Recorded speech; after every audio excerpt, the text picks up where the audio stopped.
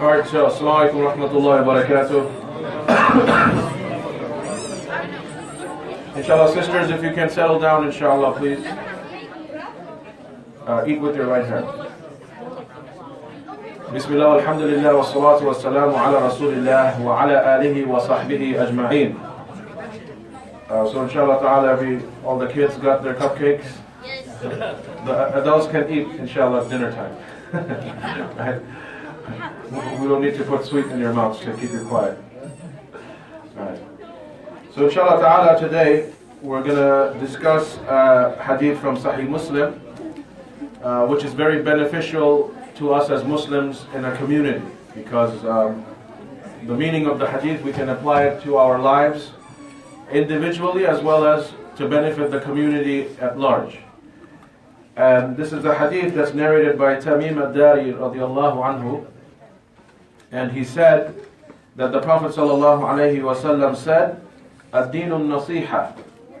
The religion is advice. Qulna, so we asked him, "Liman?" To whom? Qala, then the Prophet ﷺ replied, "Lillah wa li kitabihi wa li rasulihi wa li a'immati al-muslimina wa 'ammatihim." It is to Allah, then His book, then to the messenger, then to the leaders of the Muslims, as well as the common folk. So, ad-dinu nasiha, this is the first statement that the Prophet ﷺ said. The religion is advice. And this is, of course, one of the most important fundamentals of our religion.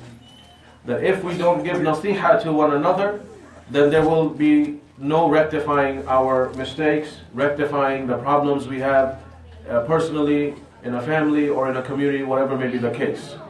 So ad-dinu nasiha, this is very comprehensive, that the religion is advice. And this is in a way, like for example, in another hadith, the Prophet ﷺ,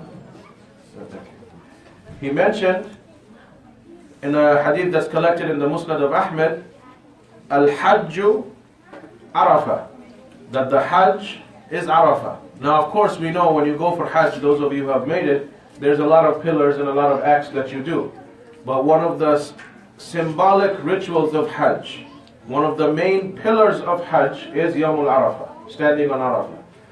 So when the Prophet ﷺ said that Al-Hajju Arafah, it doesn't literally mean that Hajj is only Arafah, but rather to emphasize the importance of Yawmul Arafah, to emphasize the importance of standing on Arafah, he said Al-Hajju Arafah. So similarly in this hadith, where he is saying that ad-dinu nasiha, the religion is advice.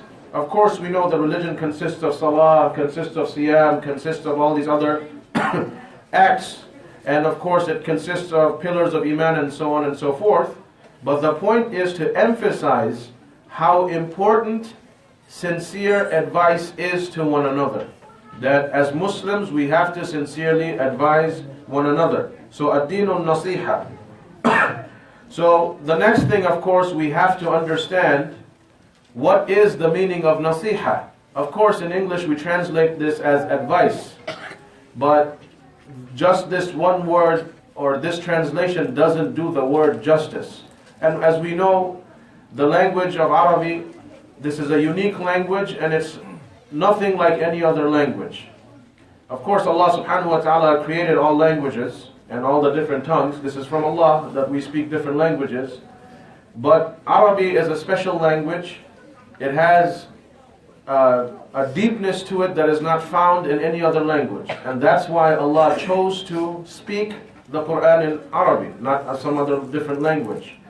So, Naseehah, it is that you want all kinds of virtue, all kinds of goodness, sincerely to the one that you give advice to. Right? You sincerely care about the person, and you sincerely want khair for the person. You want all the goodness for him when you are giving the advice. So, just saying advice, obviously it doesn't do the word justice. So Naseehah is to give advice that is truthful. It's advice given out of love and care, sincere care. And thirdly, you truly want a good outcome for the person. Alright? So sincerity, truthfulness, and out of love and care, that you truly care about the person. Because the way we are in our generation, where greed has overtaken most of us, if someone was to, let's suppose if I have a successful business, alright, since we're drinking coffee, let's use the example of Dunkin' Donuts. Let's say if I open a Dunkin' Donuts, and a Muslim brother from the community says, you know brother, I gathered some money, I'm thinking of opening a Dunkin' Donuts too. So what advice can you give me since you've been in this business for the past 5-10 years? If you do not give the truthful advice, then you are committing a crime against Allah. And this is the problem. Because of greed, when someone, a fellow Muslim, asks for advice, we don't give him the full truth. Because we don't want him to succeed in the way I did. I'll give an example for sisters, because I've been seeing this as a kid. A woman will ask, oh sister, this was so delicious, what's the recipe? She will intentionally skip out one or two things. Who's going to steal your food? What's wrong with you? Even over something simple like a cooking recipe, people start competing. Like, what's wrong with us as Muslims? Why are we like this? No one's going to become a millionaire by eating the same type of biryani you cooked, right? But it's just what it is. So, if someone asks for advice, Naseehah means you truly care for the person and you want that person to have that same kind of khair that you have. Alright? And Allah subhanahu wa ta'ala, I mentioned this verse last week, that He mentioned that Ya ayyuhalladhina amanu tubu ila Allahi tawbatan nasuha. O you who believe, make tawbah to Allah, tawbatan nasuha, a sincere, well-loved and caring tawbah, that you truly love Allah, you're truly fearful of Allah and you hope in Allah. Keeping that in mind, you return to Allah and you make that tawbah. So it's the same word. So it is sincerity first and foremost, that you sincerely care about someone when you give them the advice. So ad-dinun nasiha, the religion is sincere advice. This is a fundamental principle of our religion. And Allah subhanahu wa ta'ala mentioned in the Quran that إِنَّمَا الْمُؤْمِنُونَ إِخْوَةً. Indeed, the believers are brothers of one another. Now here you can say, even if Allah had mentioned that إِنَّمَا الْمُسْلِمُونَ إِخْوَةً, indeed the Muslims are brothers of one another, it would make sense.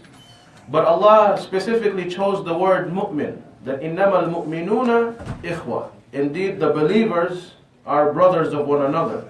And those of you who had been attending the Thursday lectures that we recently finished when we were doing Hadith Jibreel, I had mentioned that in the Quran, Allah clearly distinguishes between the three levels of Muslims. The absolute basic level is Muslim. The 1 degree higher is a mu'min. And the highest degree is a muhsin. Alright? So this ayah, Allah says the word mu'min, meaning the one who's just not a basic Muslim. He has iman. He has raised his level of worship to a different level, to a higher level. Because if you truly look at it, And this is, and all we have to do is just open our eyes and see how we deal with each other on a daily basis.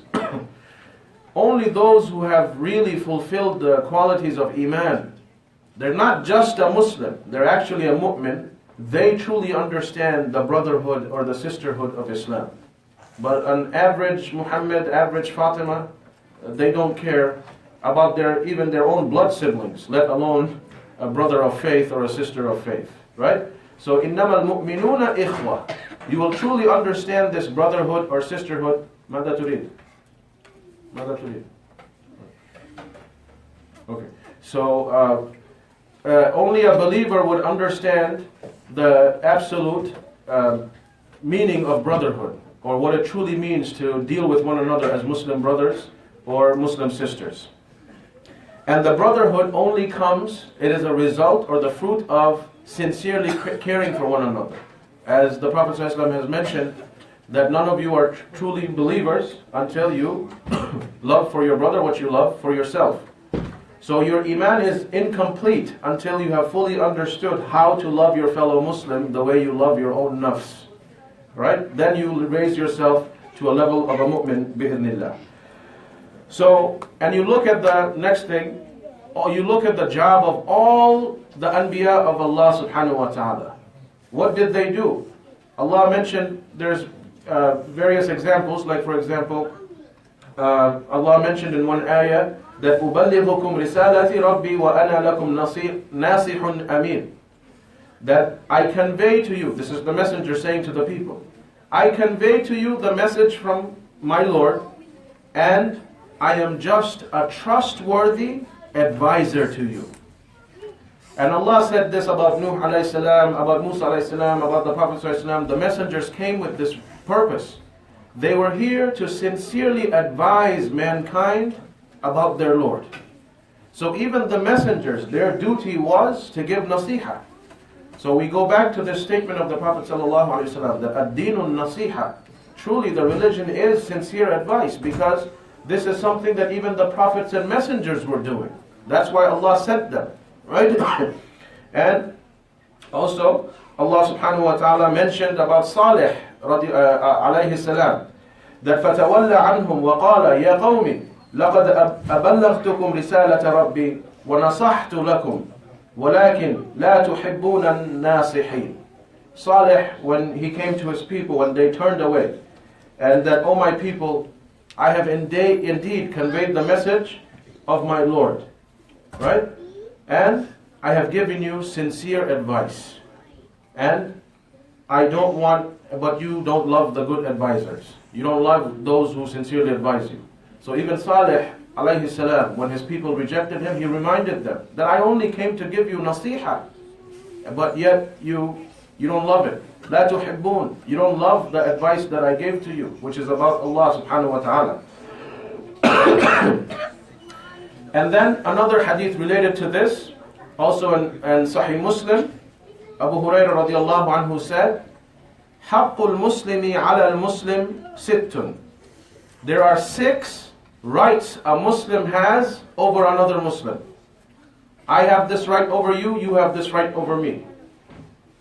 Okay? 6 rights a Muslim has over other Muslims. قِيلَ مَا هُنَّ يَا رَسُولَ اللَّهِ. So the Sahaba asked, what are those 6 rights? And then he said, إِذَا لَقِيتَهُ فَسَلِّمْ عَلَيْهِ. This is the first right. When you meet your brother or sister, you have to give the salam. This is the right of your Muslim brother. And of course, the Prophet ﷺ mentioned, أَفْشُوا السَّلَامَ بَيْنَكُمْ. Spread the salam between yourselves. Yet what do we see? If there are disputes with Muslims in a family, cousins don't like each other, or community members don't like each other, nobody even gives salam. I'm in a dispute. I had a fight with him the other day.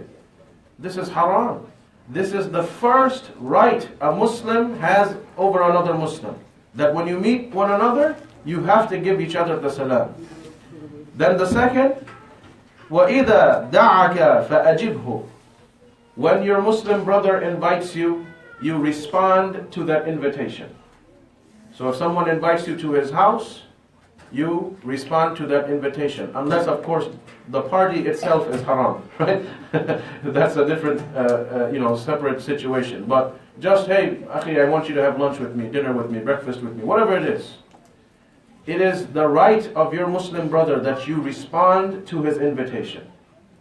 The third, وَإِذَا اسْتَنْصَحَكَ فَانْصَحْ لَهُ. If your Muslim brother asks for Naseehah, you have to give him Naseehah. So this is a right a Muslim has over one another. That if you come and ask me for advice about some issue, I'm going to tell you from the best of my knowledge of religion that I have, because I want you to come to the right conclusion. If I didn't do this, then I committed a crime. I stole from your rights. I violated your rights. So this is a right of Muslims over one another. And then, وَإِذَا عَطَسَ فَحَمِدَ اللَّهَ فَسَمِّتْهُ. When your fellow Muslim sneezes, he says or she says Alhamdulillah, and hopefully the kids all know when you sneeze you have to say Alhamdulillah. It is the right of your brother or sister that you respond with Yarhamukallah. Right? May Allah have mercy on you. And then the last thing that the person, the initial sneezer says is Yahdikumullahu wa yuslih balakum. That may Allah guide you and make all your affairs straight. SubhanAllah, what a beautiful thing. Someone sneezes, he or she praises Allah, says Alhamdulillah. This is something to praise Allah for. And then a Muslim who hears it, you say Yarhamukallah. May Allah have mercy on you. And then that person responds back, may Allah guide you and may Allah set your affairs straight. Well, just through sneezing, look at the beauty and brotherhood and bond that exists between believers, Muslims. And then, وَإِذَا مَرِضَ فَعُدْهُ. If your brother is sick, you have to visit him. This is the right of your sick Muslim brother or sister, that you go pay him or her a visit. Again, unless it is a sickness that is contagious, then of course you call or text, whatever it is, because you yourself don't want to end up getting sick. But at least offer the condolences, or that la ba'as tahuran inshaAllah, don't worry, this is a purification for you by Allah's will. May Allah heal you, may Allah make it easy for you. Do you need anything? Kada wa kada. And then the last thing, the sixth right is وَإِذَا مَاتَ فَاتَّبِعْهُ. When your fellow Muslim dies, you follow him, meaning to bury him. This is the right of your fellow Muslim. So these are the 6 rights a Muslim has over another Muslim. And one of them, as in relation to the topic in hand, is that when they ask for Naseehah, you give them the Naseehah. So ad-deenun Naseehah, the religion is sincere advice. Then when the Sahaba asked to who, the first thing he said is Lillah. It is Naseehah to Allah. This is the first and foremost. That obviously we don't advise Allah, that's not the meaning here. But when you say that you make Naseehah Lillah, it means you believe in Allah the way you're supposed to. You worship Allah the way you're supposed to. You try to fulfill all of His commands. You try to abstain from everything that He prohibited. Alright? So all these things combined complete the Naseehah Lillah, that you have done Naseehah for Allah subhanahu wa ta'ala. And everything that Allah subhanahu wa ta'ala has ordained, whether the obligations or the prohibitions, we try our level best to fulfill them. Like for example, in an ayah in the Quran, Allah mentioned that فَاتَّقُوا اللَّهَ مَسْتَطَعْتُمْ. Have the taqwa of Allah as much as you are physically capable of doing. So an example would be those of us who, alhamdulillah, have working legs, we don't have any paralysis, any type of paralysis from our hips or legs or whatever it may be, we pray standing. The one who has issues, injury, or is paralyzed or disabled, he still has the taqwa of Allah, mastata'atum, as much as he is physically capable, so he prays sitting down. But he fulfills the same taqwa, that he has to pray when it's time for prayer. So this is what it means. That Naseehah to Allah, you do as much as you are physically capable of doing. Allah doesn't ask you to kill yourself trying to worship Him. This is not necessary. Otherwise, even those who are sick would be commanded to fast in Ramadan, but rather Allah said that the marida, the one who is sick, you're exempted. If it's a terminally ill case, you don't have to fast. You offer the fidya, you feed the poor. If it's a temporary illness, you wait. You skip that Ramadan. When you get better, you make up those missed days before the next Ramadan. So Allah gives concession because you are physically incapable of doing it. Because Allah, He is Al-Adl, He is the most just, He does not oppress a single soul. So Naseehah to Allah, that you believe in Allah and you worship Him to the best of your ability.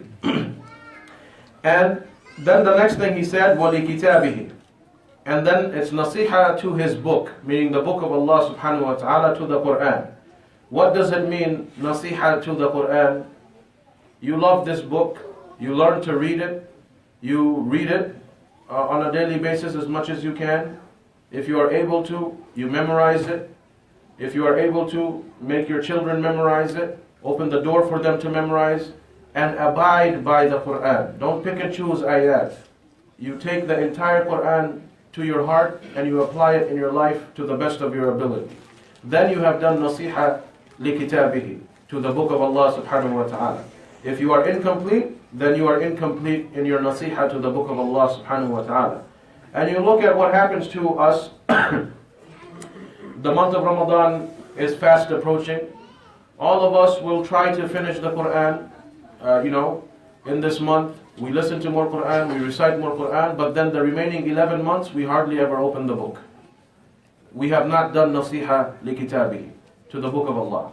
So you have to read, you have to stay in touch with the Quran. You have to make sure you learn how to read the Quran.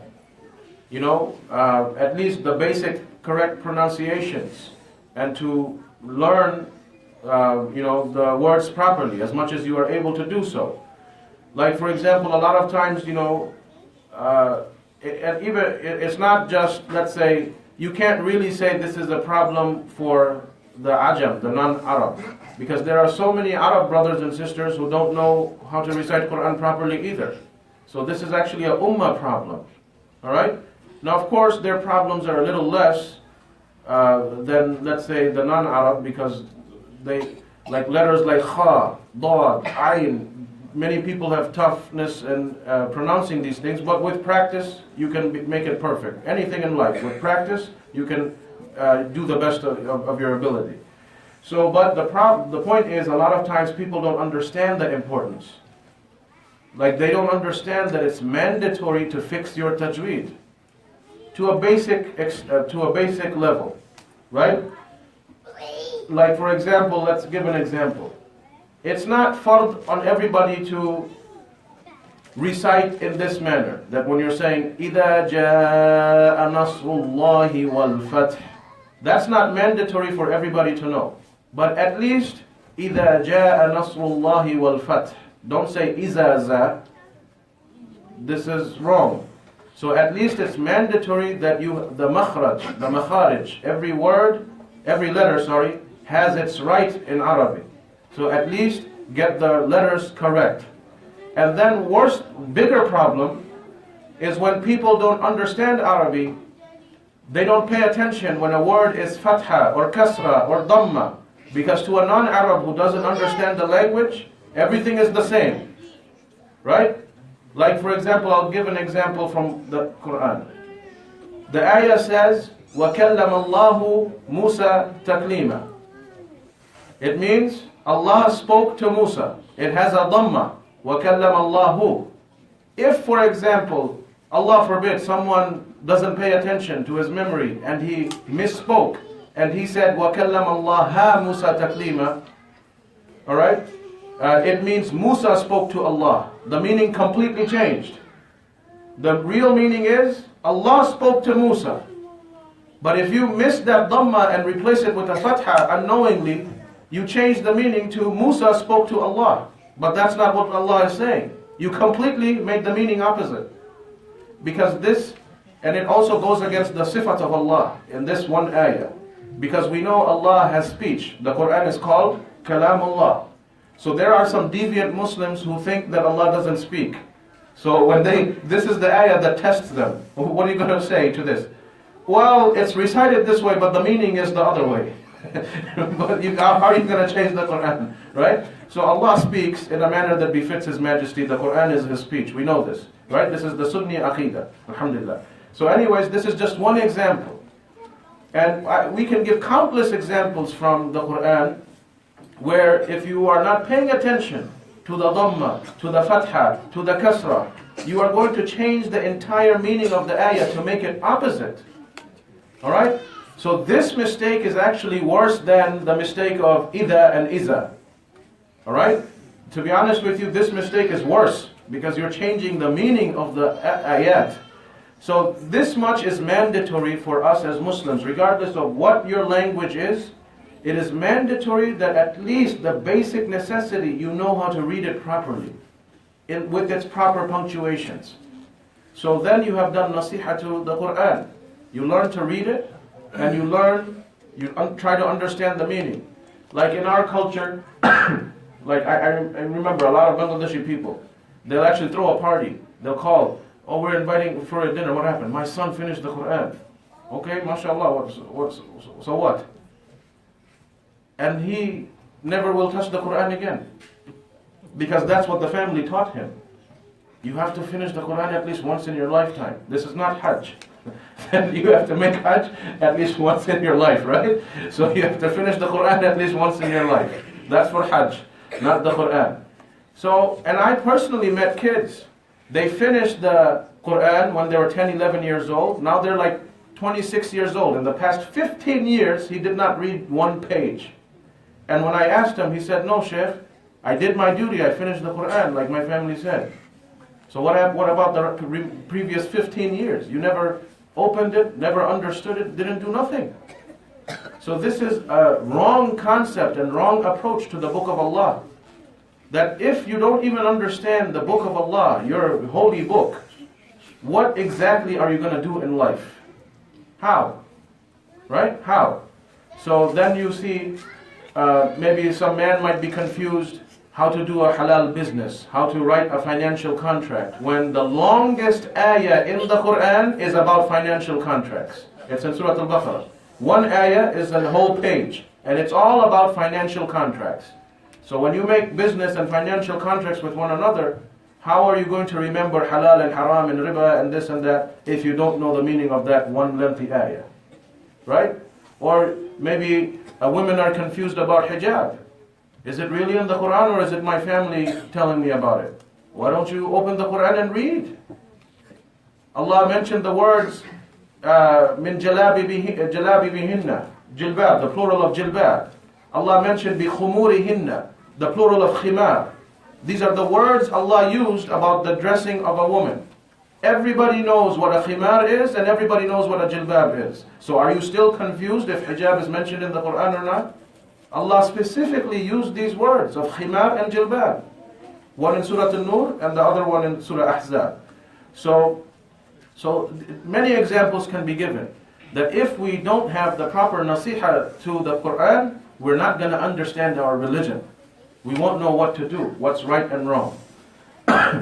So then he said, وَلِرَسُولِهِ, that it's Naseehah to the messenger. And Naseehah to the messenger means that you believe in the Prophet ﷺ first and foremost. That you believe he is Khatam al-Nabiyyin. He is the seal of the prophets, the last prophet and messenger, right? Like you have the Qadianis.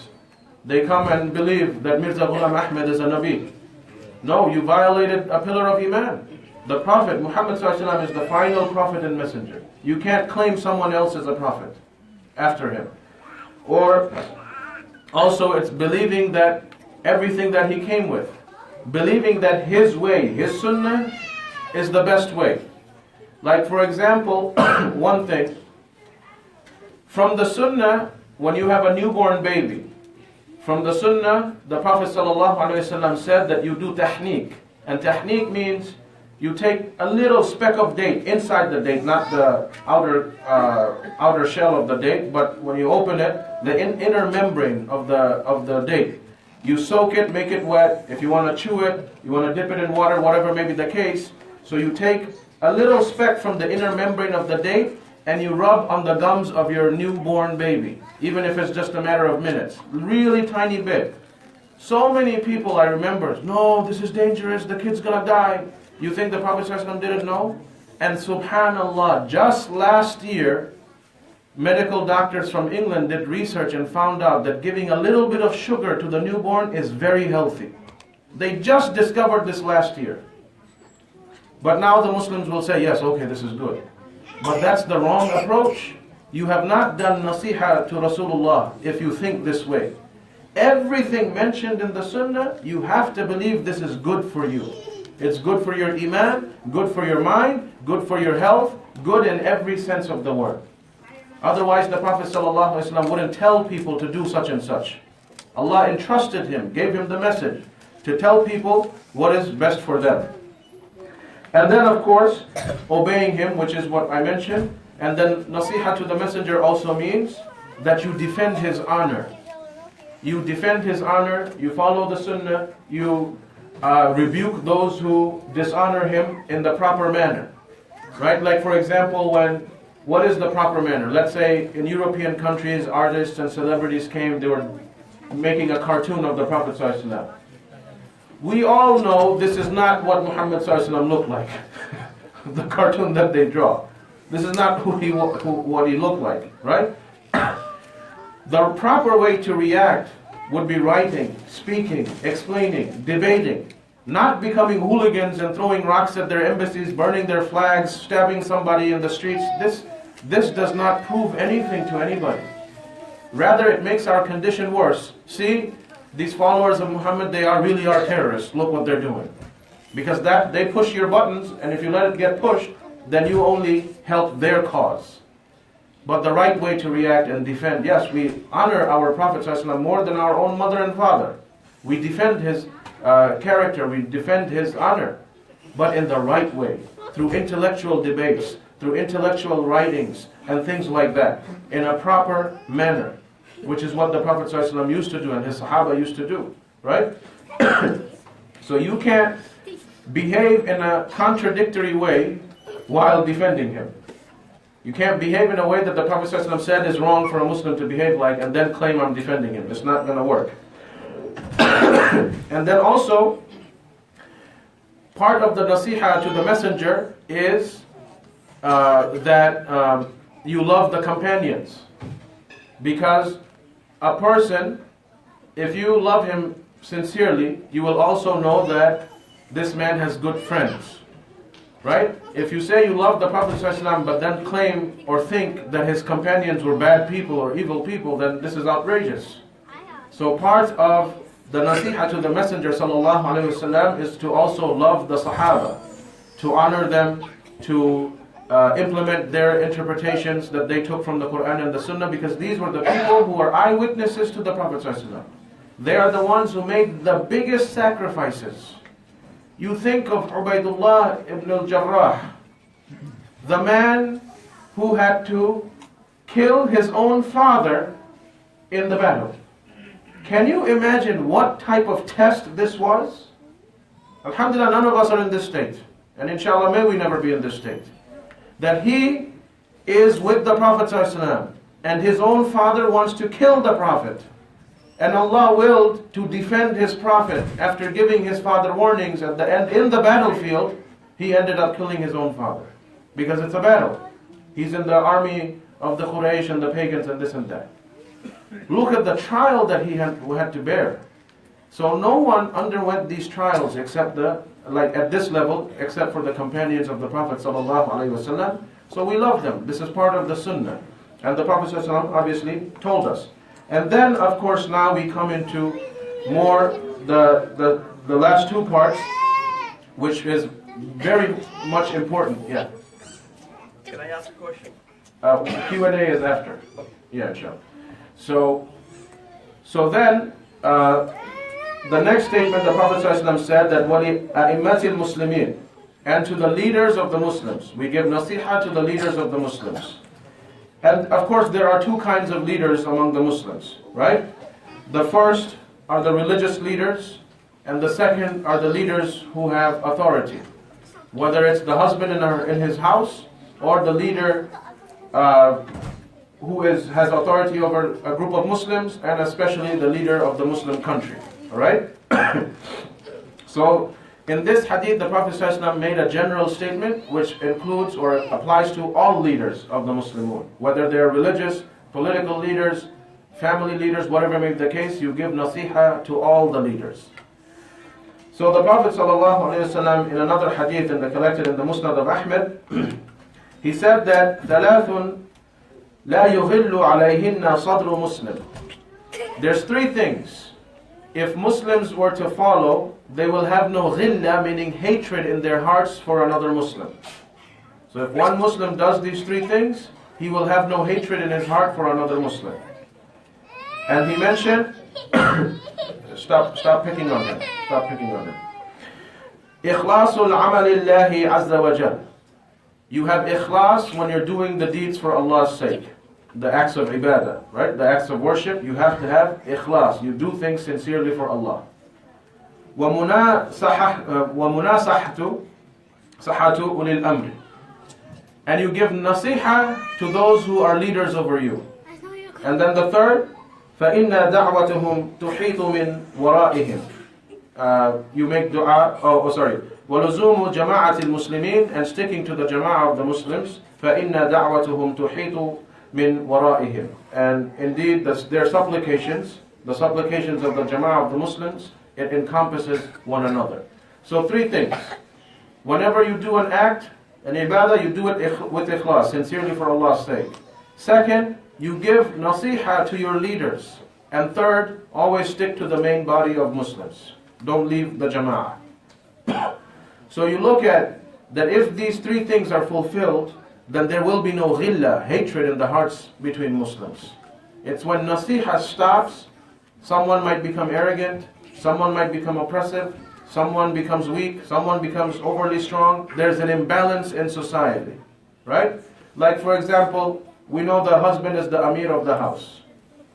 But if the wife doesn't have the opportunity to give him nasiha at times, that because she's the one who knows the inside of the house better than him, he's busy working, the kids, whatever it may be the case.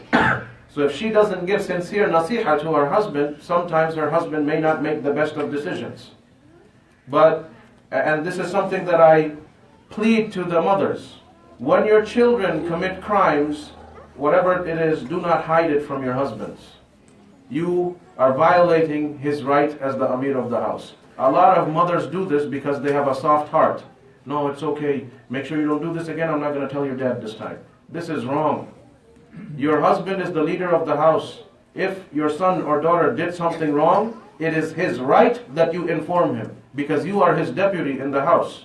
You have to inform your husband of what's going on with your kids if you find something out first. So, and then this is part of nasiha to the leader. And then of course, the leaders of the communities or whatever it may be, that we are allowed to give nasiha, sincere advice. Advice doesn't mean fighting and yelling and screaming and arguing, right? But sincere advice. Because one person, it is impossible for one human being, for the leader, to notice every single thing that happens. It's impossible. That's why leaders have governors, they have mayors, they have this, they have that. Because all of these people who are put in charge in small sections, they collect information, then they go and discuss with the big Amir. Even during the times of Khulafa al-Rashidun. Yes, they are the Khalifa, but still every area had a governor. Every city had a qadi, a judge. Okay, so these smaller leaders were always there, so that everybody works together and then tells the main Amir. Because it's humanly impossible that one leader by himself is going to know every problem that's going on in the community, city, whatever it may be the case. So making nasiha to the Muslim rulers, the leaders, this is obviously to help them follow the truth. If they're making a mistake, you present the truth to them so that they can also be guided to the truth. You don't just let them do it as they please. You bring it up to them in a proper manner so that things can be rectified properly. Or whatever right things they say, you obey them. Whatever wrong things they say, you present the evidence that this is sincere advice I'm giving to you. This may be a little bit of a mistake, or this may not be the right thing to do at this moment. So here's what we can do to make things better. Different people would come and give. Even the Prophet ﷺ, who's the messenger of Allah, if he chose, I mean, it's his right. He doesn't have to listen to anybody. If something is needed, Allah sends Jibreel and he talks to me, I don't need to listen to any of it. Yet, he used to ask his wives question about the women of the society. Because how is he going to know what's wrong with the women if he doesn't ask his wives, because those women are talking to his wives? What's going on? Do they have a problem in the community? Or the other Sahaba and this and that. He would communicate with people. He wasn't arrogant that I'm the messenger, I don't need to listen to anybody. Okay? This type of dictatorship doesn't exist in Islam. So we all look for Naseehah. And the good leader is the one who pays attention. He looks at everybody. If he doesn't know something, he'll ask a trustworthy person from the city, from the community, whatever may be the case. That, hey, I see this group of people, they talk to you a lot. If they ever have problems, if they have any difficulties, please collect the information and make sure you inform me. Then we can sit down, have a meeting, and see what can happen. Right? Then, and of course, when it comes to leaders and rulers, the Prophet ﷺ said, you have to give them that respect. Just like the religious leaders, even if you don't agree with him, you can't start yelling and screaming and throwing chairs at him. This is disrespect for the Imam, the Sheikh, religious teacher, whatever may be the case. There's a way to go about things. Same thing with the Muslim rulers or the leaders. Anyone who is in a leadership position over other Muslims. That the Prophet ﷺ said that go to them in person and talk to them. Right? And Abdullah ibn Abbas radiallahu anhu narrates this hadith that man ra'a min amirihi shay'an yakrahuhu falyasbir alayh. Whoever, this hadith specifically means to the rulers of the country, whoever sees something that he hates in his ruler, falyasbir.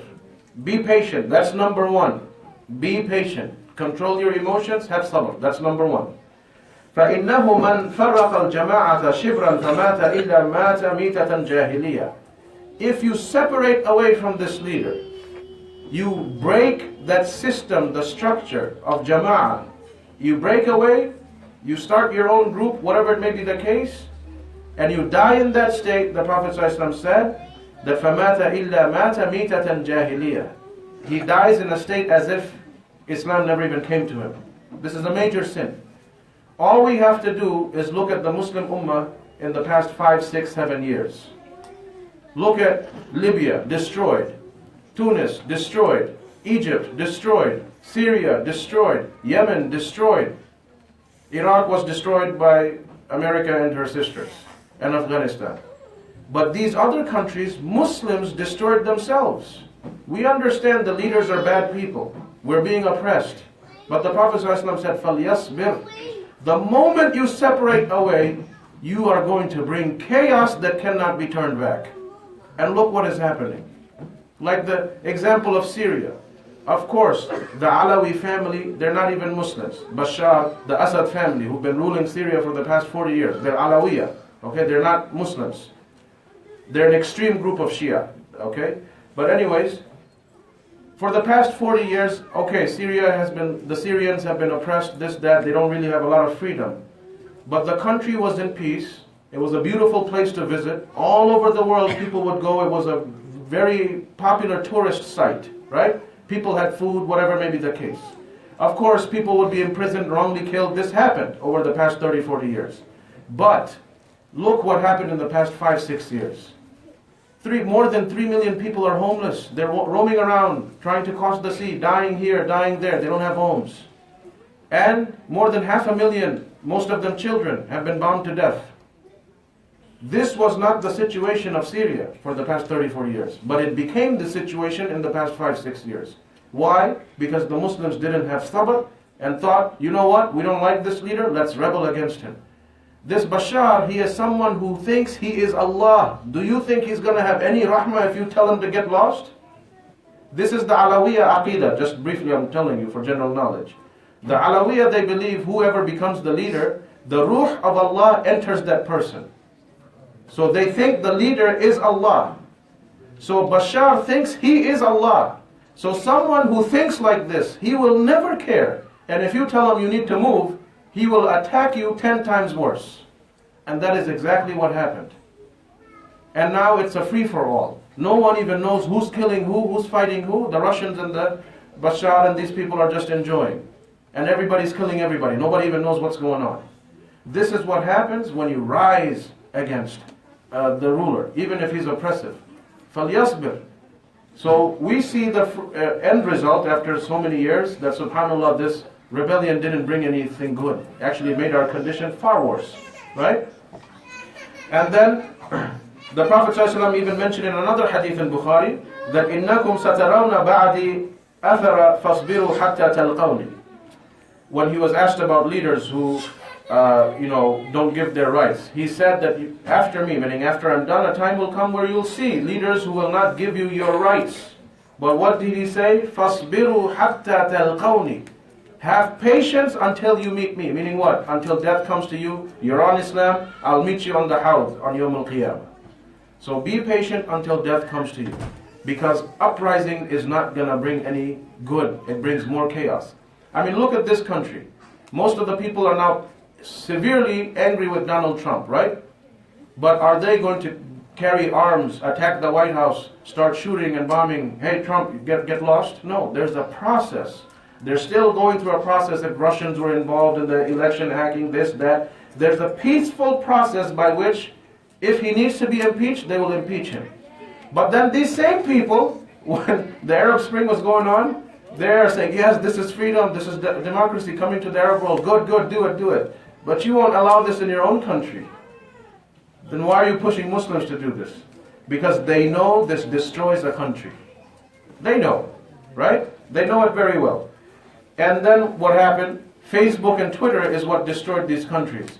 Little kids, 18, 19, 20 years old, on Facebook writing a status. We're going to meet somewhere here and we're going to rebel against the military. Come, everybody join us. Another tweet, another Facebook. And, thousands and thousands of youngsters would go, get killed. Women were being shot, like when the whole issue of Sisi forcing himself on Egypt, even women were being killed in the streets. Right? And the scholars, what did the ulama say? Be patient, just go back to your homes. They're not going to listen to you. They're going to rape you and kill you more. Just save yourself. Be patient, go back to your homes. But then at that time, out of emotions, many Muslims said, oh, these are scholars for dollars. Right? They take dollars, that's what, they're the fake scholars. No, they were saying be patient so that more people don't die. This is based off a principle of a hadith. The Prophet ﷺ said, لا ضرر ولا ضرار. There is no directly causing harm, nor indirectly causing harm. Don't directly harm people. Don't do something that will cause greater harm either. Shut the door completely to all kinds of harm. Right now, 10 people have died. If I go do something, it will cause 50 people to die. If this is the choice you have, as a Muslim, it's fard on me, I need to stay quiet. Yes, 10 people have died, no doubt this is bad. But if I go do this, 50 more of my brothers and sisters will die unnecessarily.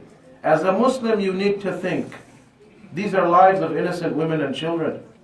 I need to restrain myself.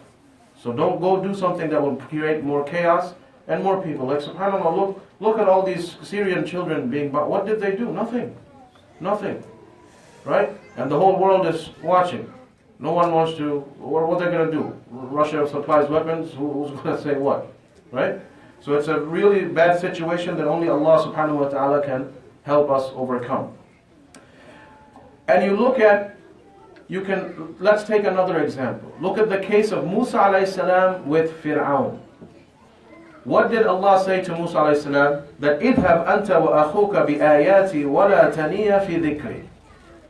You and your brother, meaning Harun alayhi salam, go with my signs, go with my dhikr, and don't be lazy. Don't be lazy in my remembrance. Go with my signs, go to Fir'aun. اذهب إلى فرعون إنه طغى. Go to Fir'aun because indeed he has crossed his limits. He has crossed his limits. فقولوا له قولا لينا لعله يتذكر أو يخشى. Look at, this is Allah telling Musa alayhi salam how to go talk to Fir'aun. Talk to him قولا لينا, in a nice, polite manner.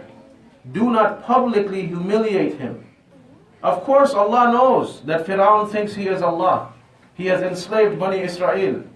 He's looking to kill Musa alayhi salam, whatever may be the case. Yet Allah is telling Musa alayhi salam, who's a Rasul, go to Fir'aun, talk to him gently. Talk to him gently, because someone who is in a leadership position, he will never tolerate public humiliation. Never. It will make matters far worse. So this is Allah telling Musa alayhi salam, when you're approaching Fir'aun, speak gently. Don't publicly humiliate him. And look at the debate that took place. Musa alayhi salam didn't go attack him, abuse him, curse him. No, he just gave him the warnings from Allah, and that's it. That's it. So if you go to devils who rule over us and you try to go attack him, he's going to become a bigger devil. It doesn't make any benefit. So in other hadith, the Prophet ﷺ mentioned that man arada an yansaha li sultanin bi amrin. This is another hadith in Musnad of Ahmed. Whoever wishes to advise, give nasiha to his sultan for anything, meaning his leader, فَلَا يُبْدِ لَهُ عَلَانِيَةً وَلَكِنْ لِيَأْخُذْ بِيَدِهِ فَيَخْلُوَ بِهِ. Don't go publicly correcting him. Rather take him by his hand, then talk to him, meaning what? In private. Private. Like you think about yourself, brothers. I'm a father too, I'm a husband. If your child who you have authority over, you are the leader. If your child humiliates you in public, even in front of your other kids or in front of your wife or your cousins or uncles or whatever it may be, what is the reaction you have towards your son or daughter? You get really angry. How dare you dishonor me like this in front of people? This is just the father and husband, the leader of the house. So how do you think the leader of a Muslim organization or Muslim city or the judge or the Muslim ruler, you keep going higher and higher. No one is going to like public humiliation. Rather, the sunnah is, when you see mistakes in your leaders, take them by the hand, meaning gentle. Look, I'm really here to give you nasiha.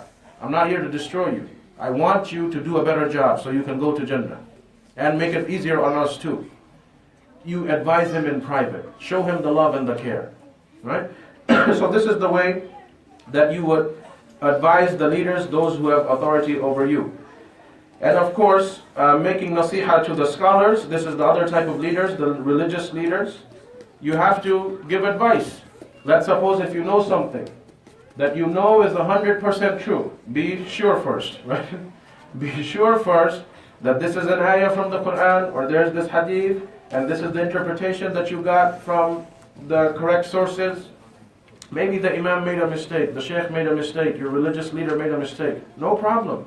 Bring it to him. And if he truly is a Sheikh fi sabilillah, he will accept the truth no matter where it comes from. Right? So this is how you would do it. Right? You won't just stand up, hey you suck, you're a bad Imam, you just made a mistake. That's no way to talk to him, right? You would bring the evidence and then talk to him. And then if he truly fears Allah and he sees he's mistaken, he'll change. No problem. Right? So this is how you would advise the scholars. And then the last thing he said, وَعَامَّتِهِمْ, and to the common folk of the Muslims. And this is the most difficult task to do. When you're trying to give nasiha to the awam. Because they don't have much knowledge, they don't have a lot of fear of Allah, so they, misconstrue a lot of things that you may say to them.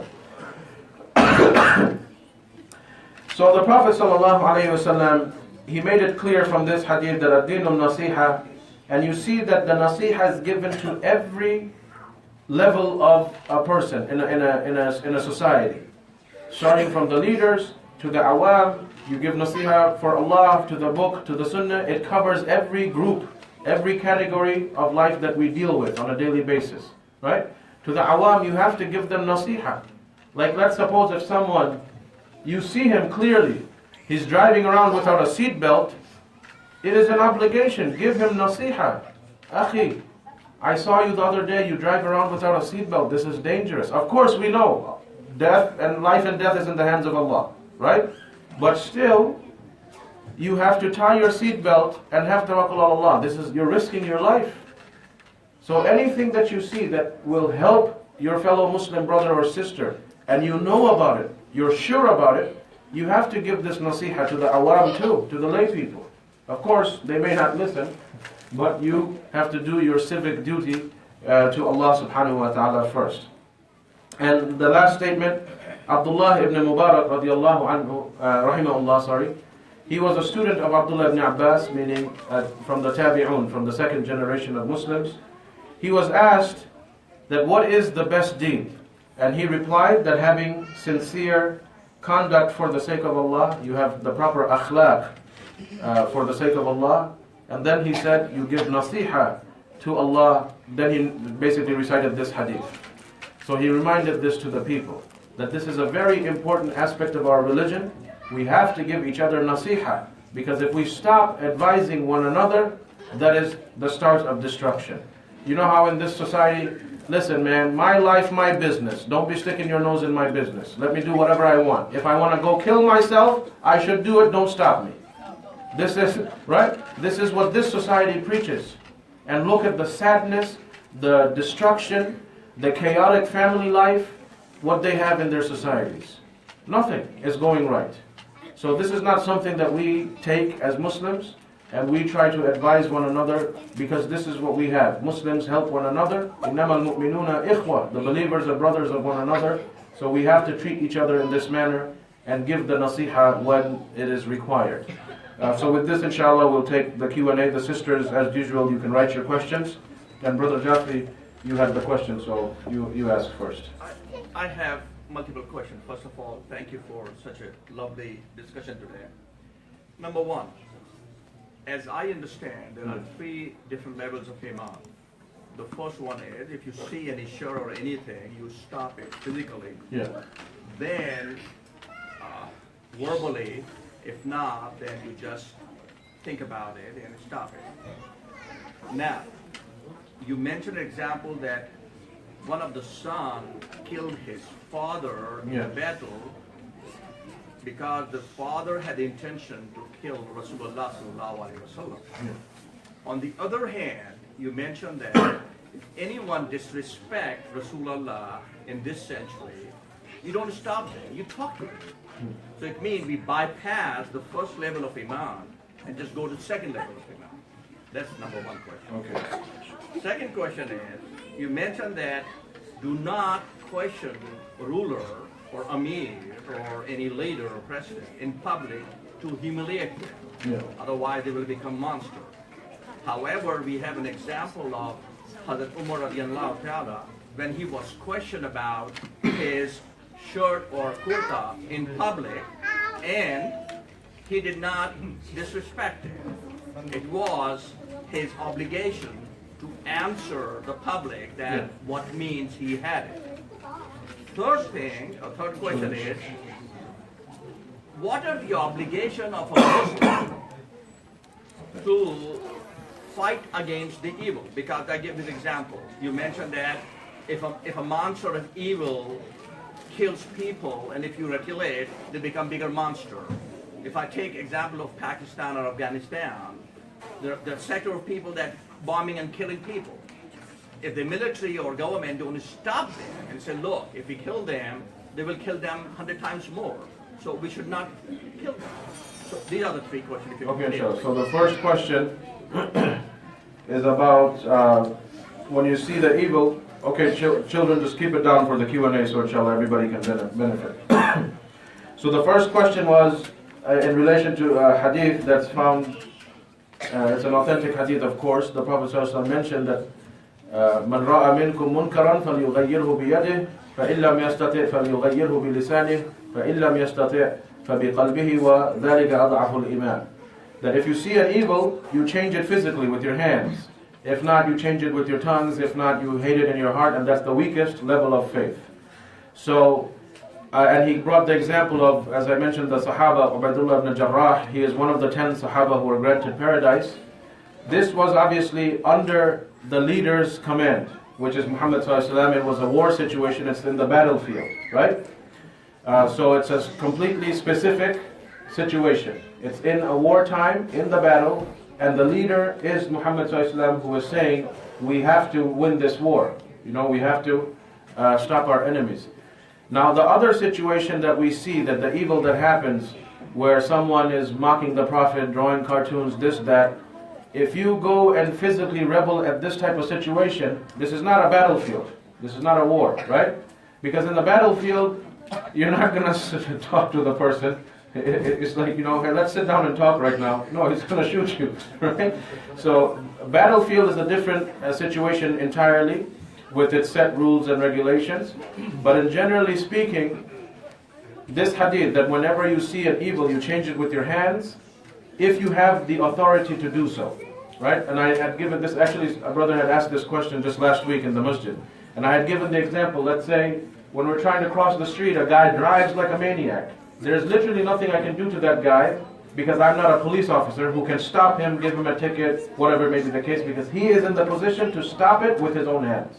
Me, maybe I can take a picture of his license plate, I stop it with my tongue. I call the police, this is the license plate, catch him, whatever it is. So that's with my tongue, because I'm in that position. I don't have authority more than that. And someone who may not have any type of authority, then he hates it in his heart and he removes himself in the situation that, khalas, I'm just a weak person, I literally cannot do anything here. That فَبِقَلْبِهِ, and in his heart, وَذَلِكَ أَضْعَفُ الْإِيمَانِ, he mentioned that this is the weakest level of faith. But he hates it in his heart and he just removes himself from the situation, because there's nothing he can do with his hands or tongue. It's just not his position to do anything about it. So if any type of situation that you have, let's say, since you're a doctor, I'll give you an example. If one of your nurses you see doing some type of illegal malpractice, whatever it is, you have the authority to fire this nurse from your clinic. Someone else can come and complain to you with their tongue. And someone who literally just is a passive nothing can do nothing. What am I going to do? So in every situation, there will be people who, by Allah, have been given the position to change something with their hand, by Allah given the position to change something with their tongues, and by Allah given a position of nothing. They're just the weakest of the people, you know. So based on what position you're in, yes, it is fard on you to act in that way. Now the second question was about, what was it again? Yeah.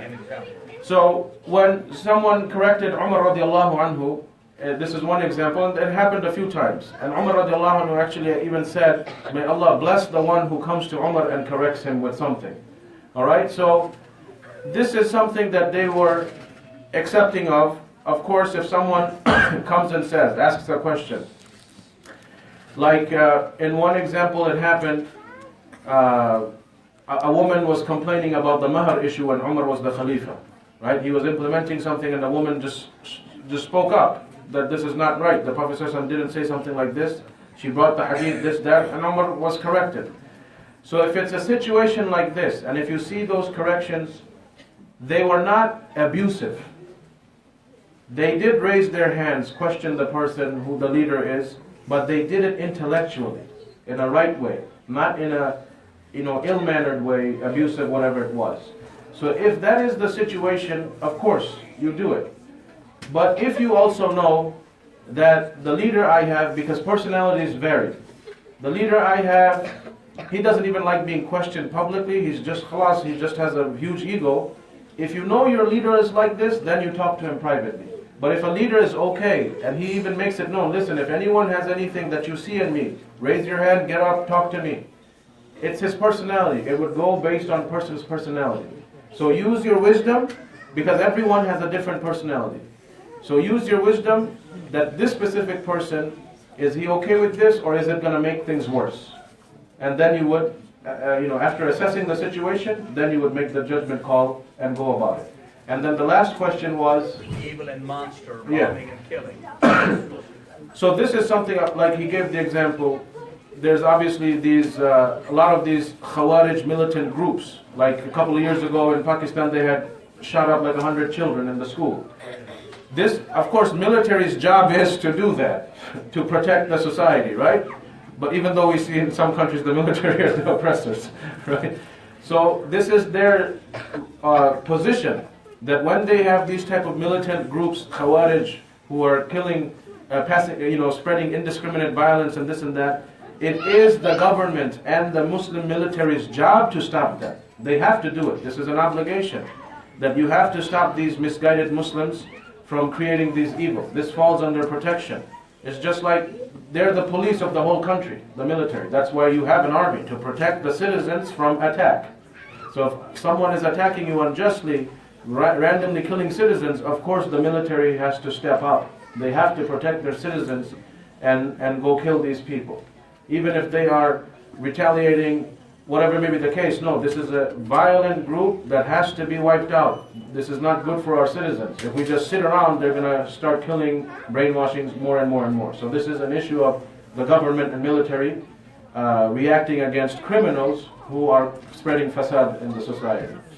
All right, let's take a sip. Does the ruh spirit visit the family every Thursday? Can the ruh hear his loved ones? No, this is obviously completely baseless. Oh. Fajr is at 6. All right. So this. Okay, kids, just keep quiet, inshallah, so the sisters can listen to their to the answer of their questions. The ruh spirit, nothing visits you. This is from Christianity and other pagan religions. Once someone is dead, he's dead. He's not going to come back to life and visit you on Thursday or Monday or any other day. Or there are also, culturally speaking, some people... Yeah, of course not, you know. They have something called the 40-day thing. A lot of cultures I know in Muslim countries, like after someone dies, on the 40th day they do something. Feeding, this, that, and many people, subhanAllah, they actually believe that the soul of whoever has passed away, their father, mother, uncle, whatever, is roaming around for 40 days, and if you feed the people in his name or her name, then the soul finds peace. And no. Yeah, so we already talked about what happens in Barzakh a few weeks ago. The moment someone dies, we mentioned with the hadith in detail and from the Quran what starts happening. So he doesn't have the time to roam around. The moment someone dies, he's busy, or she is busy answering with the 3 questions, all right? So this is completely baseless and came from paganism and not from Islam. Okay, go ahead. What happens if someone doesn't, like, you know, when you're giving someone advice, what happens if he or she doesn't accept it? Okay, so the young brother asked a good question, that if you give advice to somebody, what if the person doesn't accept it? I'll make your life easier. At this age, don't give grown-ups advice. They're not going to listen to you. All right? Save your energy. But if you're going to give advice to other kids who are your age or someone younger, you know, kids your age or someone younger, you do your best. If they don't listen, you did your job. Try to explain to them properly, and then leave it at that. You can't force someone to take your advice. So you have to remember that. Right.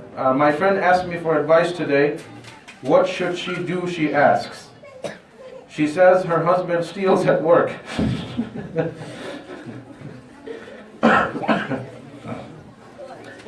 Is it her obligation to report him? He does not listen to her or anyone in the family.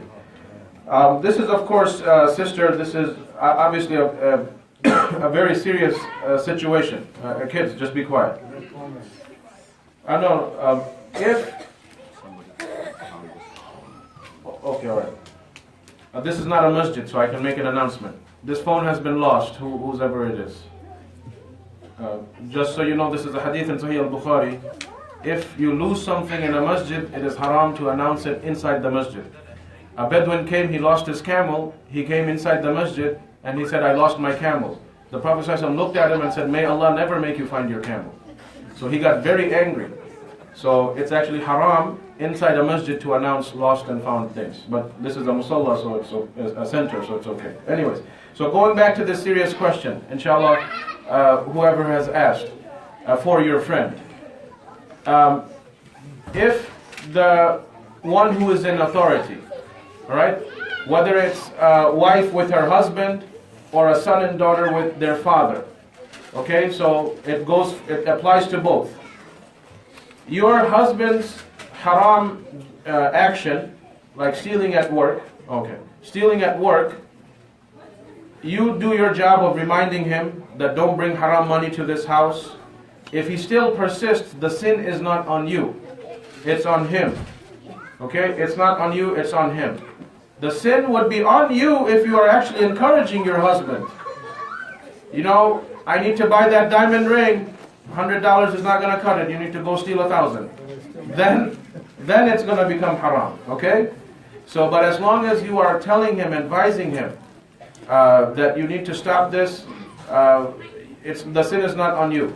That's the first level. Second level, if it's really going on, tell his parents, tell your parents, you know, people who are older than him, who also have a level of authority over him, that this is what's going on, and he needs to stop.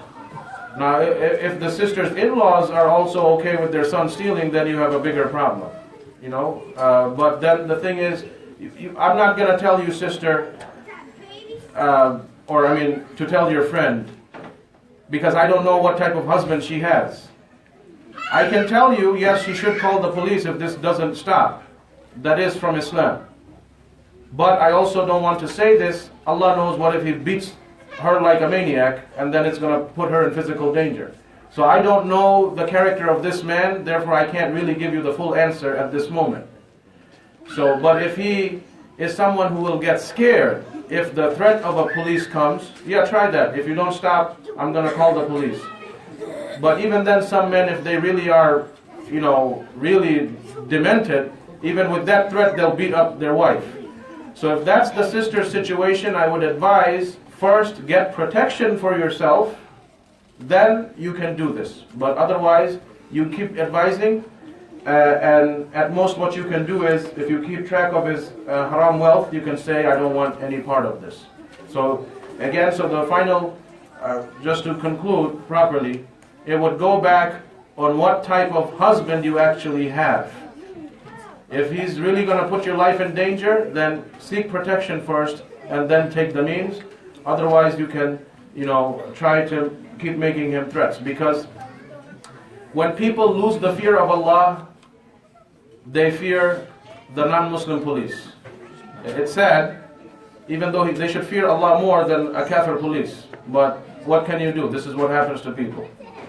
Can she seek a private meeting with you on this matter?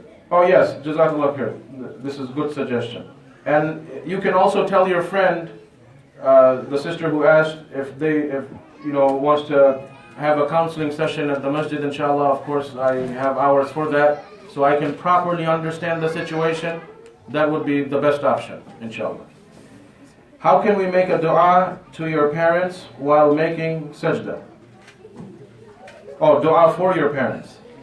Ask Allah to forgive them, to have mercy on them, to guide them, to put barakah in them, no problem, whatever you would want to make the dua for. If your parents have passed away, because I'm not understanding from the question, if your parents have passed away and you're asking about that, then of course, anytime you're doing something good, you're supposed to. Remember your parents, make dua for them that may Allah have mercy on them, grant them paradise, and so on and so forth. And if your parents are living, if again, rahmah and guidance is for everybody. You can ask Allah for that whether someone is dead or living. Rahmah and maghfirah, forgiveness. So you would go about it that way. Yes, brother. Can we do it in any language and in Fard Salah? Yes. Oh, is that your question? No. Okay. Okay. Making a sadaqah for it, people passed away. Yeah. Where is the fatwa? Yeah, these are many authentic hadith in Bukhari and Muslim and others. A child, son or daughter, can give sadaqah on behalf of their parents who are deceased. The child, no one else. Right? Only the son or the daughter. So if you have parents who have passed away, or one parent who passed away, anytime you give sadaqah, you have the niyyah. You don't verbalize it, it's your niyyah. That, let's say you're giving $100 to the masjid. Your niyyah is $50 for yourself and $50 for your deceased mother or father, completely fine. But it's only allowed for the children to do for their deceased parents. Yeah. Just to follow up on that. Yeah. In most communities, Muslim countries, they make a sadaqah, they call communities together, and they sometimes make huge like a party, sadaqah for the party. They recite Quran or stuff No, that's not from the Sunnah. That's an incorrect thing to do. Okay? It's not permissible. No, that's not a sadaqah. Sadaqah is when you're giving charity. This is called feeding on behalf of the dead. Now, let's suppose you go slaughter a sheep and you give it to the poor, that's fine. Okay, that's fine. That's a sadaqah that Allah will accept. You bought a sheep, slaughtered it, gave the whole sheep away with the niyyah that the reward goes to your parents, that's completely fine. But the gathering that you're talking about, that when people come, they'll recite the Quran, eat and this and that, no, this is not correct. Yeah. The follow-up question for the dua. You can make dua in any language you want, at any time, except for fard salah. Okay? In the fard salah, everything has to be in Arabic. Even in your nawafil salah. You want to speak Urdu, Bengali, English in your du'as. So let's say you're making sajda in a sunnah prayer or a nafila prayer. You say Subhana Rabbiyal A'la at least 3 times. Then you make the dua in whatever language you speak. If you don't know the dua in Arabic, no problem. Just don't do that in fard salah. Okay? And of course, when you're sitting, if you want to make dua, of course you're allowed to make dua in any language you want. Are there any particular du'as from the Quran you can mention about parents? Okay, inshallah, let me recollect. It's the ayah from Surah Isra. Yeah. So, okay, if your job requires you to kill an innocent civilian because she is suspicious, is this valid? You should quit this job. Are you working as a contract killer? or is this a medical question? So please specify.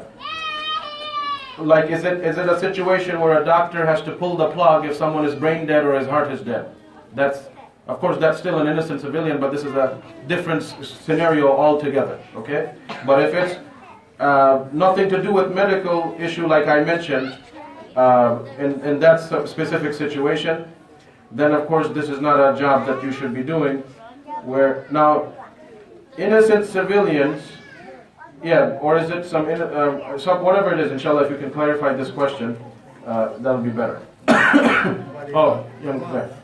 You could pull the plug if the brain is dead, right? Yeah, since I did mention this, the scholars, like for example, Sheikh Ibn Uthaymeen mentioned, if the brain is dead or the heart is dead, this is dead. One of the 2 things is dead, then of course it is dead. What if you commit like a sin but also do something good at the same time?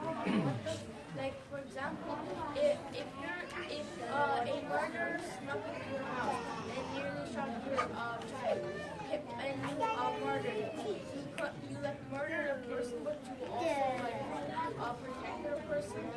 We have a lot of questions dealing with murder. What do you guys watch in the house? Yeah. You're playing too much Call of Duty, maybe. Yeah. All right. So, but anyways, may Allah never put you and your family in this situation. But this is a hadith of the Prophet ﷺ in the Musnad of Ahmed and others. Allah forbid someone barges into your house trying to kill you and your family. According to American law, you have the right to defend yourself against that attacker, and that's actually from Islam too. Okay? That's not a sin. You have to protect you and your family. Allah forbid somebody barges in trying to kill you, rob you, whatever may be the case. Okay, so this is Islamic law as well as American law. After your prayer, I should make our istighfar short or long. Well, after salah, of course, the sunnah, when you're making the dhikr, you're saying subhanallah. Well, first of all, you're saying astaghfirullah, astaghfirullah. Allahumma anta salam wa minka salam. Right? وَتَبَارَكْتَ يَدَ الْجَلَالِ وَالْإِكْرَامِ. And then you're saying subhanallah 33 times, alhamdulillah 33 times, Allahu Akbar either 33 or 34 times. Then you can add, you can say Surah Ikhlas, Falaq and Nas, and also you should say Ayatul Kursi after every prayer. This is a hadith in Abu Dawood, that the one who regularly, for his 5 salawat, regularly after finishing the prayer, recites Ayatul Kursi, there is nothing between that person and Jannah illa maut, except death. That is the only thing stopping that person from going to Jannah.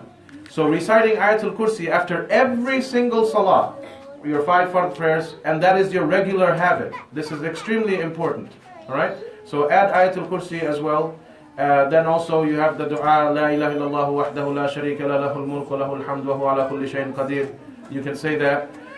So there's various du'as that you can say. If you have the time, you do it. If you don't have the time, at least do the, subhanallah, alhamdulillah, Allahu Akbar 33 times each, and also say Ayatul Kursi. Yes. Can we ask for a sponsor for the book of dua to be given out?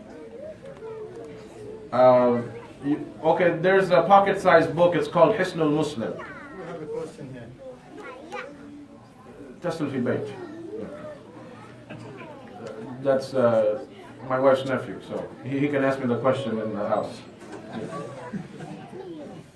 Okay, sometimes the entire community makes istighfar out loud together. Is this bid'ah? The entire community makes istighfar out loud together. Is this bid'ah? Yes, it is. You make istighfar individually, so not as a group thing. What does the Quran and Hadith say about listening to music and watching TV shows, movies, and video clips for entertainment? Are we allowed to watch with our families once in a while? Music, of course, is strictly forbidden. And the young brother over here, actually, he had asked me a couple of weeks ago, and I said I'll actually give a topic on this with the evidences from the Quran and Hadith, because since this is part of popular culture, and no matter what country you come from, it is important that you understand this. Not just, I'm just saying, yes, music is haram, and you go home and still have doubts. No, you need to understand it from the Quran with all the hadith and ayat. So inshallah ta'ala, soon I'll give a lecture on that, inshallah. Okay, yeah, go ahead. It's about the Naseehah. So they make a difference between Naseehah and Taufiqe. Yeah. The first part of the Naseehah, go back to the lady who stopped Omar with the cloud. Yeah. She has good proof. Yeah. To give Naseehah. She has no question to give Naseehah. So anyone who has to give Naseehah needs to have requirements, basic knowledge. Yeah, that's what I was saying. The brother was just that, of course, when you're giving the Naseehah, especially of like the religious leaders or leaders in general, you have the proof with you.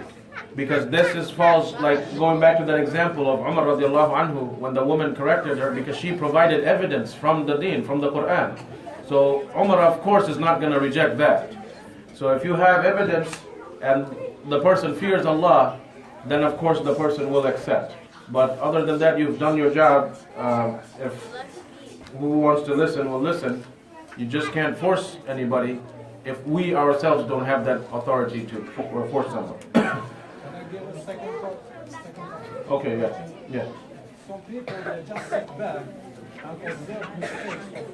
Let's say the Imam or the leader of the community, they do mistakes because they're working hard. Of course, they can do some mistakes.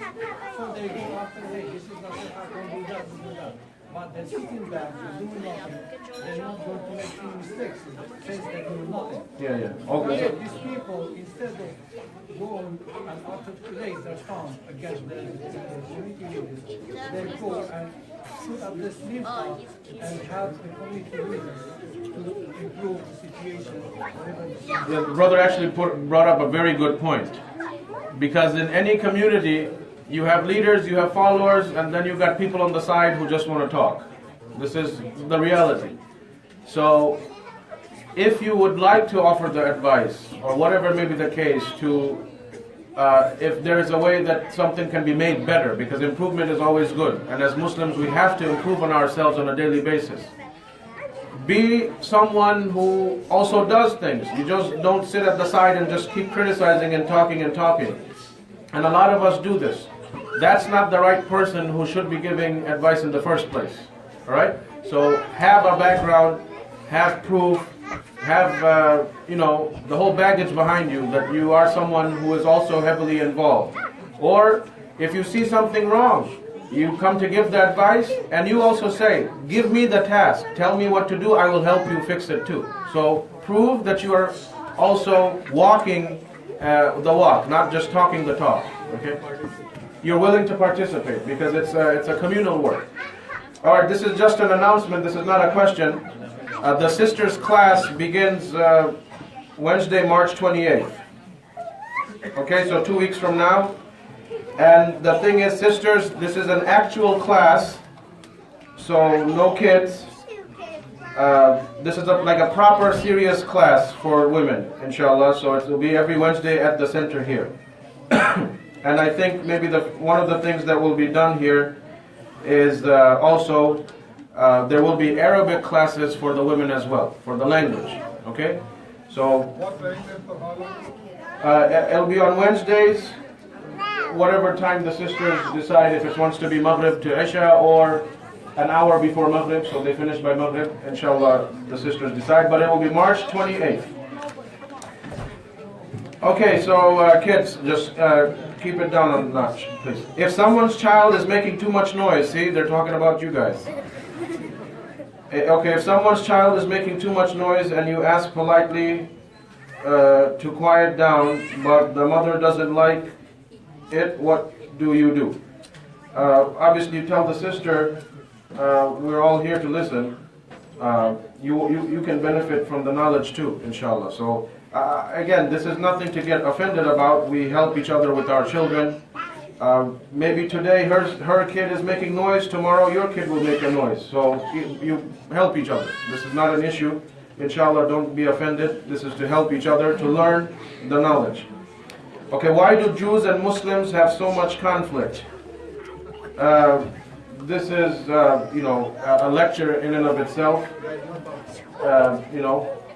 So inshallah, I'll keep it at that. Is it haram to be 11 years old not wearing hijab? It depends if you reach puberty or not. So if you're 11 years old and didn't reach puberty, then it's not haram. The obligation of hijab comes to a woman when she has reached puberty, whatever age that may be.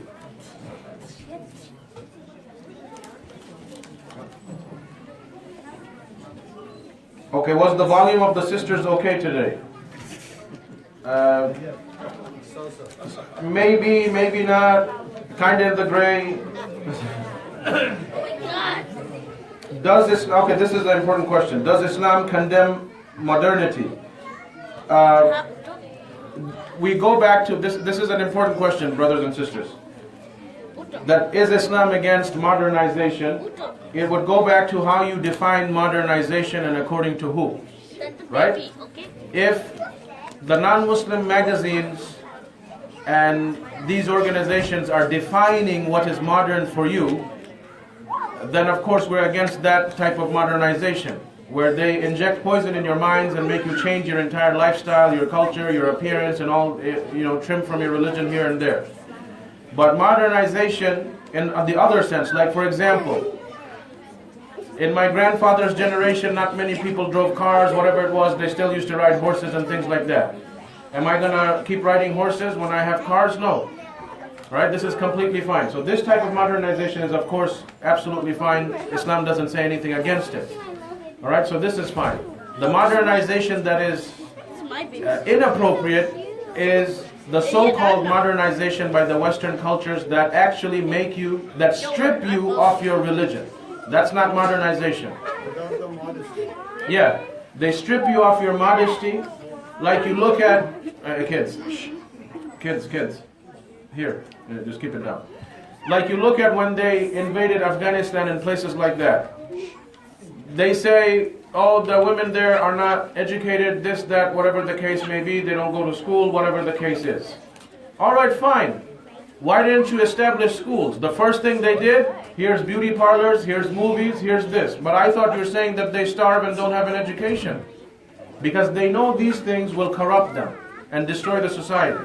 Right? Or you look at, oh, Africa has starving people. Africa has starving people. We know that. But then you see these organizations dealing with these feminism and all this stuff. They're not feeding any woman. They're corrupting her mind. But you're complaining they don't have food, so give her food, save her life. But they corrupt the mind. So we are against that type of modernization that corrupts the hearts and the minds. But of course, machinery and things like that, there's nothing wrong with that, inshallah. Is it allowed for other people to know how much you're donating in the masjid when they give donation collections, when they have donation collections?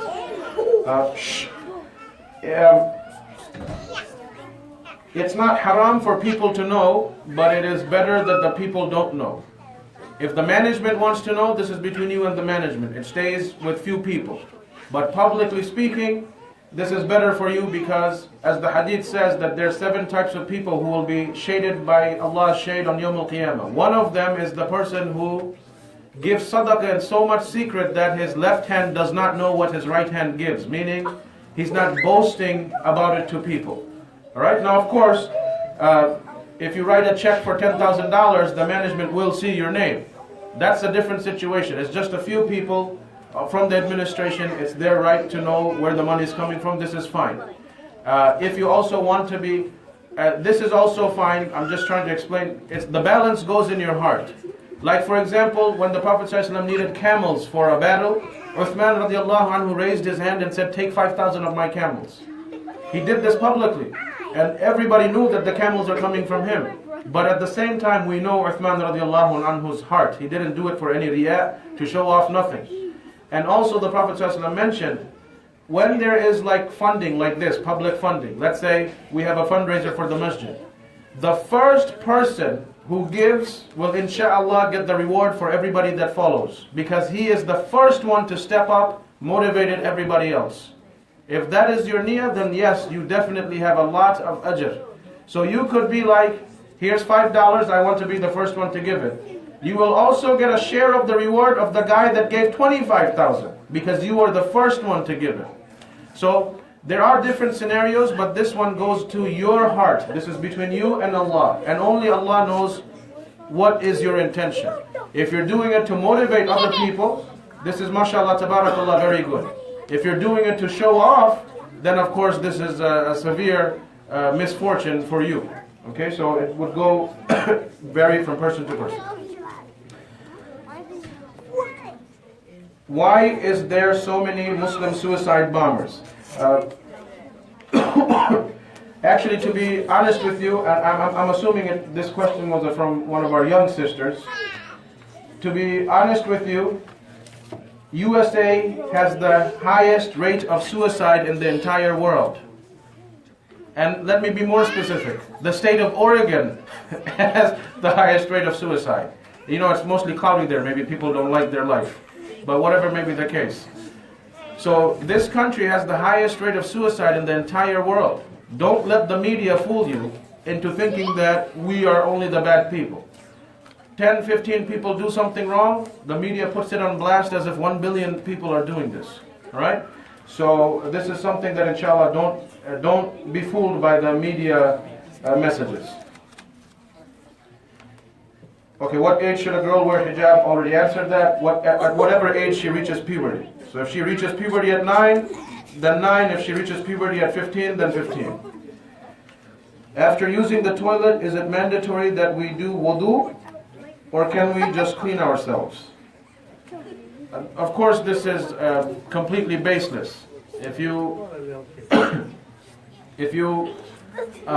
use the bathroom, you just follow the etiquettes of istinja. You wash yourself, your private areas, and that's it. You don't make wudu every time you go to the bathroom, unless, of course, you're going to be praying after coming out of the bathroom.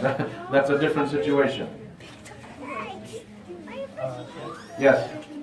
Can we say it's recommended? Should it's recommended to always be in the state of That is recommended. This is from the Sunnah, to be in a state of wudu at all times. If anytime you break your wudu, you want to renew your wudu and stay in that state of wudu, this is completely fine. Also, it's from the Sunnah that you go to sleep at night in the state of wudu, so that if Allah has written death for you in your sleep, you meet Him in a state of purification as well. Okay, so this is from the Sunnah, to keep wudu as much as you can, but the question specifically said, is it mandatory to make wudu every time I use the bathroom? No, that is baseless. Okay, this is a question on a tissue. Help needed ASAP. Is something happened? Oh, hold on. Okay, so because the question came like this, folded, it says help needed ASAP. But huh? Okay, what is the difference between Shia and Sunni? What is the difference between dhikr and tasbih? I think this is tasbih. Yeah, okay. So I'll answer the shorter one first. I'm assuming the sister is asking about the tasbih that people use, right? Whoever asked the question. So dhikr, of course, you make it with your hands. This is what the sunnah teaches us, not the prayer beads, the masbaha that many people use. You make the dhikr with your hands. Okay, the hands will testify on Yawm al-Qiyamah that you use these fingers to make the dhikr of Allah subhanahu wa ta'ala. Beads are not going to do that. So you want to make the dhikr in your hands. Alright? Now the difference between Shia and Sunni, of course, this is again a lecture in and of itself. But briefly, because this is important and it's very widespread, the difference is in our aqidah, the core belief, the belief that we have in our pillars of faith, our views of the Sahaba, our views of the wives of the Prophet ﷺ, and even belief in Allah specifically. Like for example, let me tell you, sister, like in the entire world population, Shia population, about 80 to 85% of them are Ithna Ashariya. Okay, this is their name, the sect's name, Ithna Ashariya, the 12 verse in English. So this is about 80 to 85% of the entire world Shia population. They believe that these 12 Imams that they have help Allah run the creation. This is their aqidah, this is their belief. Okay? So it is the exact same concept as a Christian saying that Jesus is the Lord and He helps God. Right? You have to turn to Jesus, then you will be forgiven this, that. So 80 to 85% of the world Shia population, this is what they believe. That the 12 Imams help Allah control life and the world. And also those same Ithna Ashariya Shia people, they curse the Sahaba. They curse our mother Aisha. They curse Abu Bakr and Umar. To the point, if you know, the Shia prayer is different from our prayer. The way they pray. And even in their salah, they have to curse Abu Bakr and Umar. This is part of their salah. Okay? This is part of their salah. And then of course they say the most hideous things about Aisha radiallahu anha and many other companions of the Prophet ﷺ. So they believe that most of the companions were disbelievers. How can you be a believer if you think the companions of the Prophet were disbelievers? Right? So then also the same Ithna Ashariya, they don't believe in the same Quran, the Quran completely as we do. Okay? They actually believe that this is not the real Quran. The real Quran, the Mahdi will bring, this is not the real Quran. So how can someone be a Muslim if he or she is saying that this is not the real Quran? It is a completely separate religion. Okay, it is a completely separate religion. And I'm talking about their beliefs, what's recorded in their books. An average Shia, just like an average Sunni, does not know his religion. Alright? That's not who I'm talking about. I'm talking about the aqidah of the Shia. Alright? So this is their creed. And then many other differences. Like for example, they'll say, back to the Mahdi, they think that he is in a cave in Samarra in Iraq. He's been there for the past 1,000 years. So many Sunni scholars, ulama, in a debate, they said, listen, we can stop all this debate. Wallahi, the entire Sunni world will become Shia. Just take us to the cave and show us the Mahdi. That's all you have to do. If a man is there for 1,000 years apparently, what's he waiting for? Just show us. Don't you want the world to become Shia? Because it's fake, it's a lie, it doesn't exist. Right? But that's what they say, that he's in a cave in Iraq. He will come out when the time is right with the correct Quran. And they also don't, even to the point in Surah An-Nur where Allah subhanahu wa ta'ala revealed 11 ayat about Aisha radiallahu anha, they disbelieve in all these 11 ayat. How can you be a Muslim if you disbelieve even in one letter from the Quran? So again, I'm saying this is their aqidah, this is their belief. An average Shia does not know his religion, just like an average Sunni does not know his religion. Right? This is why Abu Hanifa rahimahullah, because I know a lot of you are coming from Hanafi backgrounds, Abu Hanifa rahimahullah, who was from Kufa in Iraq, and Iraq was always surrounded by Shias. Abu Hanifa has a fatwa. Anyone who has doubts about whether a Shia is a kafir or not has himself committed a type of kufr. This is from Abu Hanifa. Okay, so the Sunni scholars of our madahib, they said some very strong things, because this is a completely separate religion in and of itself. The other 15%, they vary. Like the best ones would be the Zaydis, but they turned out to be backstabbers anyways. The Zaydis are the Shias of Yemen, but of course we see what they are. When the Houthis came, yes, we are with the Ithna Sharia and the Jafris. The Zaydis changed into Jafris, which is like the Ithna Sharia. So even the best ones turned out to be a conqueror when they got the chance. So this is just how it is. But the religion itself, there's a lot of creedal differences. And also for general knowledge, sister who asked, Christianity was in line, the religion of Isa alayhi salam was in line until a Jew by the name of Paul, okay, Saul of Tarsus was his name. Paul was a bounty hunter. He was a Jew who was a contract killer. He would collect money for killing Christians. So one day he killed a bag of Christians, and he was making a journey from Damascus to wherever he's going with a bag of Christians in his horse carriage. He fell down and had a vision. What happened? Jesus came to me, and he is the one who introduced the concept that Isa ibn Allah. Every biblical scholar knows this. The Christians themselves know this, that this doctrine came from Paul, who used to be a Jew and corrupted the entire religion for them. Same thing with Abdullah ibn Saba, the first guy who came up with the Shia idea. He was a Jew. During the fitna of Ali radiallahu anhu and Muawiyah and all this, the Khawarij were there, and these deviant Muslims, they made a lot of fitna. And the first one to come up with this idea was from them. This is why when you read the Shia creed and the Yahudi creed, they have a lot of similarities. What do the Jews say? They say the worst of people are the prophets of Allah. Just read the Old Testament and see what they say about Lut alayhi salam, Dawood alayhi salam, Yaqub alayhi salam. The Shias, they say the worst of the believers are the Sahaba of Rasulullah. You see the connection? Just that one point where they interchange their ideas. It's because the initial two creators were former Jews who came and corrupted the religion. But unlike Christianity, Islam is protected by Allah. The Quran and Hadith cannot be changed. So they had to come up with deviant ideas that's not found in our books. Okay? So this is just in a nutshell, inshallah ta'ala. What's the time? Imam, one question. Yeah. The difference between zikr and tasbih. Yeah. You said that the tasbih is in the beats that. On the other hand, tasbih is also a form of zikr. Tasbih means Subhanallah, yeah. So I think that is okay. So, Brother Jafri reminded, so I just want to make sure you understood this. Because the word tasbih means to say Subhanallah. So if you're saying Subhanallah, this is completely fine. But I know culturally speaking, in Bangladesh, they call this the masbahat tasbih. Yeah. So that's wrong. But tasbih, the word is fine. To say Subhanallah, and we count also how many times we say Subhanallah, that's fine, okay? Dhikr is a broad word that covers any type of remembrance. When you read the Quran, this is dhikr. When you're praying, this is a dhikr. Anything that is called remembering Allah is the word dhikr, okay?